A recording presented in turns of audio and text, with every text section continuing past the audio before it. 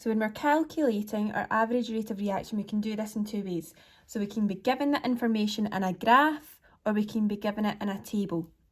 So we're going to go through both methods.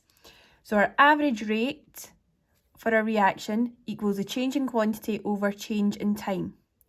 So if this is in a graph, it'll be our change in y-axis value over our change in time. And if we can remember what the equation is, we can use our data booklet. So our equation is right on the page 3, rate equals change in quantity over change in time. So the first part, or the first question we're going to look at, is asking for the change in rate in the first 20 seconds. So when we're reading that off the graph, in the first 20 seconds, that means from 0 seconds to 20 seconds. So what I want you to do, each time, you're going to write out what your values are at both of those times. So 0 seconds, reading it off our graph, it's 0 centimetres cubed. And then we find 20 seconds on our time, follow up to the graph and then along to get our volume. Okay, then we're doing average rate equals change in quantity. You see that?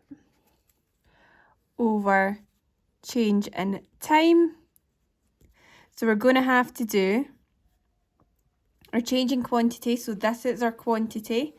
It will be in the same units.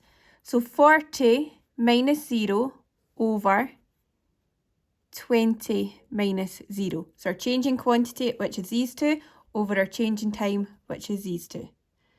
So then that's 40 over 20, which gives us 2 centimetres cubed per second. And then we're double underlining to show that that is our final answer. Okay, so we can have the question for the first 20 seconds, so we know we're starting at 0. But then we can have it between 20 seconds and 40 seconds.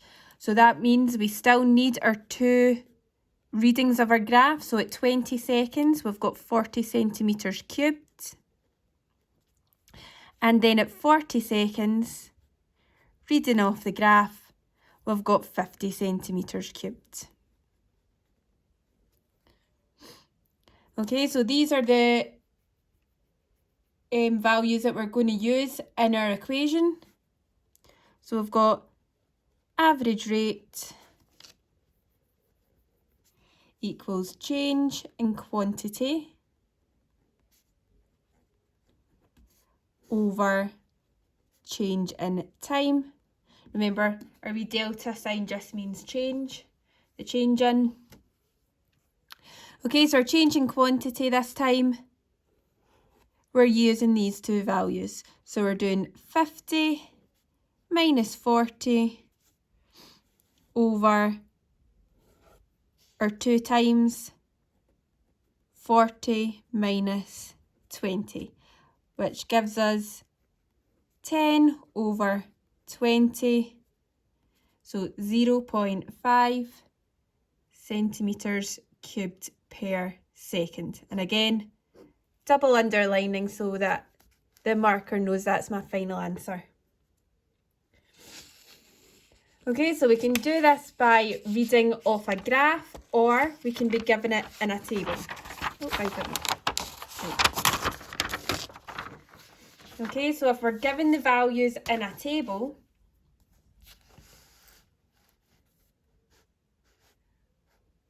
we don't need to read anything off the graph. We don't need to work it out.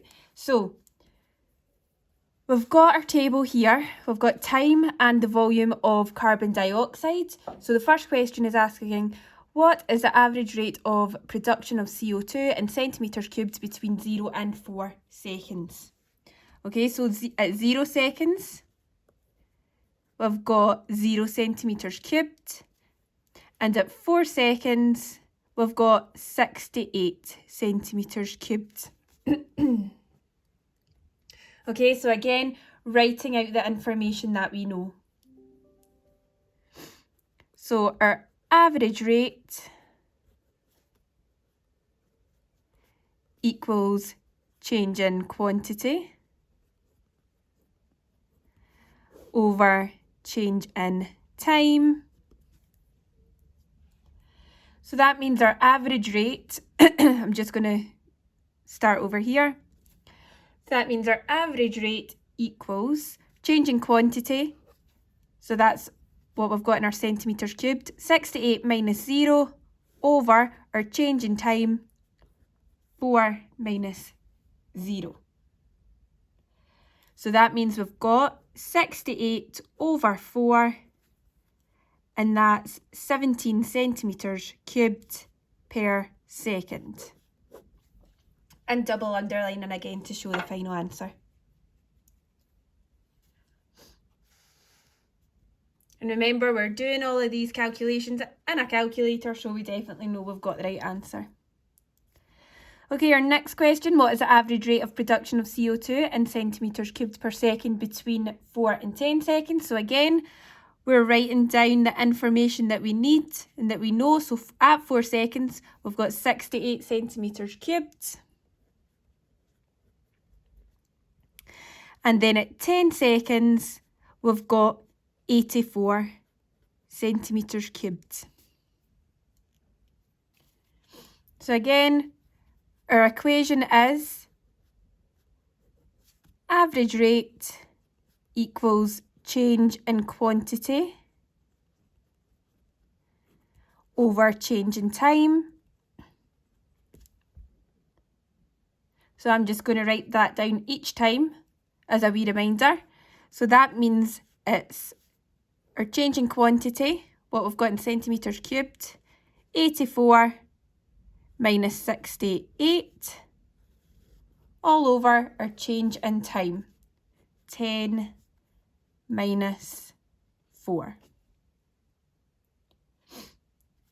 That means we've got 16 divided by 6, which equals 2.666666, but we're going to round it to 2.67 centimetres cubed per second. So careful with your rounding. I usually go to 2 decimal places, but 1 would be fine as well. So 2.67 centimetres cubed per second. And that's how we calculate our average rate.